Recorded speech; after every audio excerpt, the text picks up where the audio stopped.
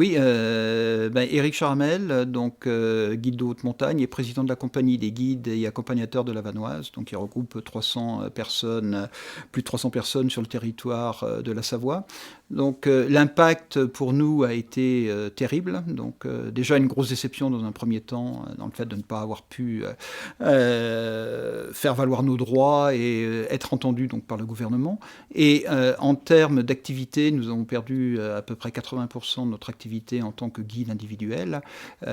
Donc ça, c'est une partie. Mais après, nous avons un autre impact, c'est sur les personnes morales, c'est-à-dire les bureaux des guides que nous avons, donc, qui eux sont à moins 90% actuellement donc, de chiffre d'affaires. Et puis on a une troisième activité qui est pas des moindres, puisqu'elle pèse 11 millions d'euros quand même, sur tout ce qui est voyage réceptif, donc, et bien sûr avec les fermetures des frontières, là nous sommes à du moins 90% en termes de prévisionnel.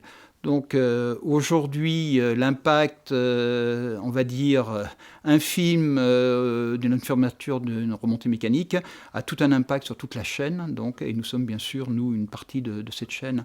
Alors, nous travaillons bien sûr beaucoup avec une clientèle étrangère, une clientèle internationale, donc bien sûr que toutes les conditions sanitaires, les fermetures de frontières, ont un impact direct.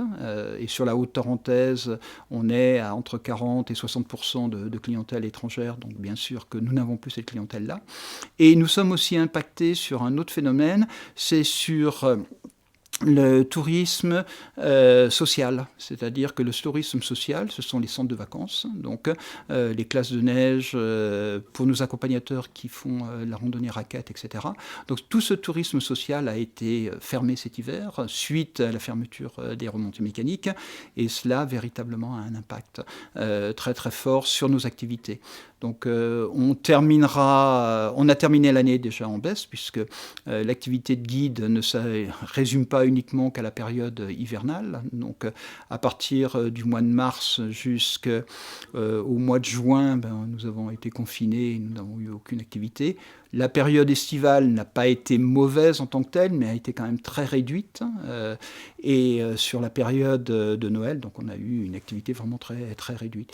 Et là, pour nous, le plus handicapant, c'est le manque de visibilité. Donc, pour pouvoir bâtir des plans, donc essayer de rebondir dans cette situation sanitaire que l'on comprend, que l'on accepte, donc, mais surtout avoir un peu de visibilité pour nous préparer sur l'avenir. Et l'avenir, c'est pratiquement d'une semaine à l'autre actuellement, donc, ce qui n'est pas suffisant. Et puis, comment se passera la saison d'été aussi, puisque les guides et les accompagnateurs ont une saison d'été importante, de ce qu'ils ont donné déjà dans un premier temps au mois de mars, avril, mai, juin, alpinisme, jusqu'au mois de septembre.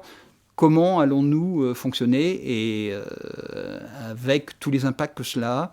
Donc, comme je vous le disais, au niveau des personnes physiques, donc, mais des personnes morales, nos bureaux des guides, où là, nous avons été obligés de réduire le personnel, de mettre en place des structures pour essayer de compenser les pertes que l'on pouvait avoir, donc les variables d'ajustement, ce que l'on appelle dans le milieu, ce qui n'est jamais agréable pour un président de compagnie ou un président de bureau. Comment est-ce que l'on fonctionne? Voilà, grosso modo, nos impacts. Et le plus terrible, c'est le manque de visibilité. Donc, sans visibilité, on ne peut pas avoir un plan de relance en tant que tel ou remettre des produits sur notre structure commerciale de tourisme. Donc voilà grosso modo ce que je voulais vous dire et m'exprimer en tant que tel, en sachant que nous sommes déjà très impactés par les changements climatiques dans notre métier. C'est-à-dire que lorsqu'il n'y a pas de neige sur une station de ski, on fait l'enneigement artificiel, mais l'été, pour l'instant, on n'a rien trouvé contre les chutes de pierre, contre les effondrements, etc. Donc, nous sommes, on va dire, des polytraumatisés dans notre activité. Un, les changements climatiques, et cerise sur le gâteau, le Covid, avec la fermeture des stations.